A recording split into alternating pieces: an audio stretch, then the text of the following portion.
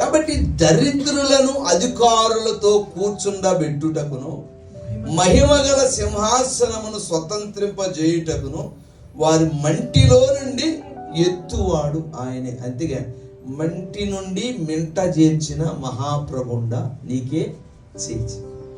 మంటిలో నుంచి మింట చేర్చేవాడు, మంటిలో నుంచి దారిద్రతలో నుంచి అధికారులతో కూర్చుండబెట్టేవాడు ఆయనే. ఆయనే. కాబట్టి ఆయన దరిద్రులను దారిద్రములోనే ఉంచడు గాని ఆయన ఉన్నత స్థానంలోనికి మనలను నడుపుతాడు.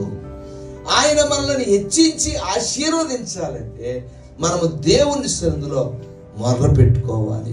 షడ్రకు మేషకు అబేద్నెగో అంటారు, ఇదిగో రాజా, ఇదిగో నీ ప్రతిమకు మేము మొక్కం.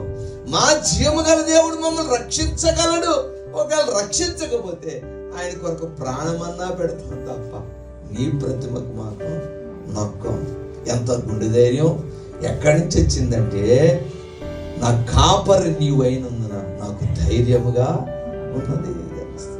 ఆయన మన కాపరైతే మనలను ఆయన ధైర్యము కలిగిన ఆత్మను అనుగ్రహించి ఈ లోకంలో మనం జీవింపజేస్తారు.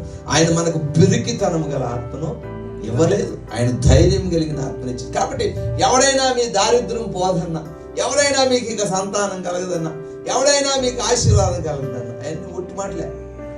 వాక్యం అలా చెప్పట్లేదు. ఆశీర్వదించువాడును నేనే. పైన చూడండి 7వ వచనం, యెహోవా దారిద్ర్యమును ఐశ్వర్యమును కలుగు చేయువాడు, కృంగజేయువాడును లేవనెత్తువాడును ఆయనే. ఆయన దారిద్రత ఐశ్వర్యం కూడా కలగజేసేవాడు. అనేక మంది అంటారు నాకు శాపం ఉందని. ఒకప్పుడు మనం శాపగ్రస్తులమే, అయితే శాపగ్రస్తులమైన మన కొరకు ఆయన శాపగ్రాహి అయ్యాడు. దేవుని స్తోత్రం, హల్లెలూయా. ఎవరైతే యేసుక్రీస్తు శిలువ రక్తములో నా పాపములు కడగబడతాయని నమ్మి బాప్తిసం పొంది రక్షించబడతారో, రక్షించబడిన ఆ క్షణమే నీ శాపం కొట్టివేయబడింది. దేవుని స్తోత్రం. నీ పాపం కొట్టివేయబడింది. ఇక శాపమునకు నీ మీద అధికారం లేదు.